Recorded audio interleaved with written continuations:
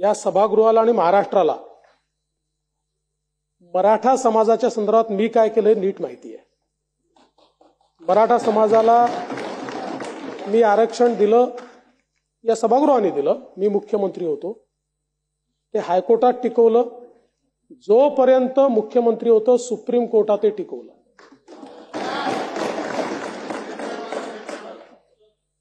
माननीय अध्यक्ष महोदय, एवढंच नाही तर अध्यक्ष महोदय त्या ठिकाणी सारखी संस्था सुरू करणं असेल, विद्यार्थ्यांना फी मध्ये सवलत देण्याचा विषय असेल, हॉस्टेलचा असेल, हॉस्टेल होत नाही तोपर्यंत विद्यार्थ्यांना निर्वाह भत्ता देण्याचा विषय असेल, अण्णासाहेब पाटील आर्थिक विकास महामंडळाच्या माध्यमातून त्या ठिकाणी कर्ज देणं असेल, वेगवेगळ्या प्रकारच्या प्रशिक्षणाच्या योजना असतील, या सगळ्या योजना त्या काळामध्ये आपण सुरू केल्या आणि माननीय मुख्यमंत्री महोदय एकनाथराव शिंदेजींनी त्या अजून मजबूत केल्या, सुदृढ केल्या, त्याची व्याप्ती देखील वाढवली। त्यामुळे मराठा समाजाच्या संदर्भात मला कोणाच्या सर्टिफिकेटची आवश्यकता नाहीये। मी जे काही केलंय ते मराठा समाजाला माहिती आणि म्हणूनच जे काही मनोज जरांगे पाटील माझ्या विरुद्ध बोलले त्यानंतर मराठा समाज माझ्या पाठीशी उभा राहिला, त्यांच्या पाठीशी नाही उभा राहिला। दुःख या गोष्टीचं आहे की अशा प्रकारे कोणी कोणाची आई बहीण काढेल। म्हणजे आपण छत्रपती शिवाजी महाराजांचं नाव सांगतो, कल्याणच्या सुभेदाराच्या सुनेला अशीच आमची आई असती सुंदर रूपवती असं सांगून वापस पाठवणारे छत्रपती, आणि त्यांचं नाव घ्यायचं आणि लोकांच्या आया बहिणी काढायच्या। पण अध्यक्ष महोदय, माझी त्यांच्याबद्दल तक्रारच नाहीये, माझी तक्रारच नाही त्यांच्याबद्दल।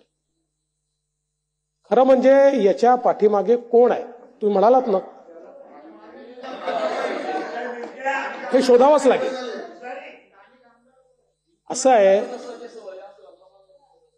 जो महत्वाचा मुद्दा आहे तो शेलारांनी नंतर मांडलाय, तोच महत्वाचा मुद्दा आहे की या ठिकाणी दगडफेक करणारे जर या ठिकाणी सांगत असतील की आम्हाला दगडफेक करायला कोणी सांगितलं, आता हे षडयंत्र बाहेर येतं, आता हे लक्षात येत आहे कशा प्रकारे रात्री जाऊन त्या ठिकाणी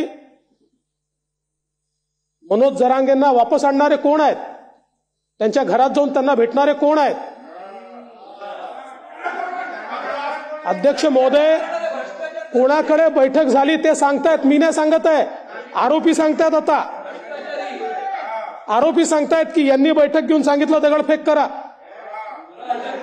पोलीस आपले नाही आहेत, आपले पोलीस नाही आहेत, आपल्या पोलिसांना मारायचं आणि आपण चूप राहायचं। आणि दुर्दैवाने माननीय बाळासाहेब थोरात साहेब, आपण बीडची घटना विसरला, हे शांततेने झालेलं नाहीये। हो, मराठा समाजाने जे मोर्चे काढले होते ते शांततेनेच झाले होते, यावेळी शांतता नव्हती। ही घरं जाणं, ती घरं जाणं।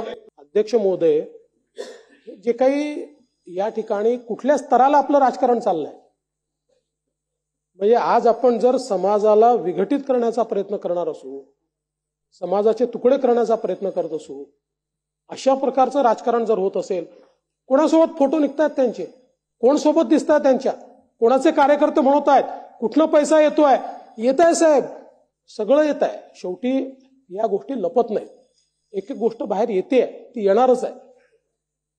आणि म्हणून मी या निमित्ताने एवढंच सांगतो की अशा प्रकारे अध्यक्ष महोदय, कोणी जर कोणाची आयमाय काढणार असेल तर या सभागृहाकडनं अपेक्षा अशी आहे की विरोधी पक्षाची असो का सत्ता पक्षाची असो, आडेवेडे न घेता, असं असतं तर तसं, जसं असतं तर तसं, असं घडलं असं तसं, असं नाही। तुमच्याबद्दल असं घडलं ना, हा देवेंद्र फडणवीस उभा राहील तुमच्या बाजूने, ताकदीनं उभा राहील। त्यामुळे अध्यक्ष महोदय, आपण एसआयटी सांगितली आहे, एसआयटी तयार होईलच, पण मला मनोज जरांगे पाटलांची काही घेणं देणं नाही।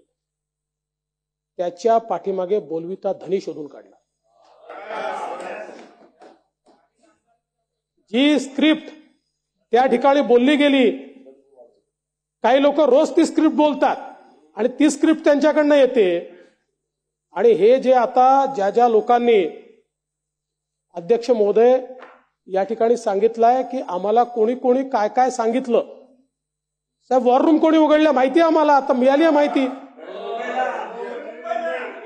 वॉर रूम कुठे कुठे, संभाजीनगरला कोणी उघडली, नवी मुंबईला, पुण्याला कोणी उघडली, माहिती आहे आमच्याकडे सगळी. करू, सगळी चौकशी करून हे षडयंत्र बाहेर काढलं जाईल.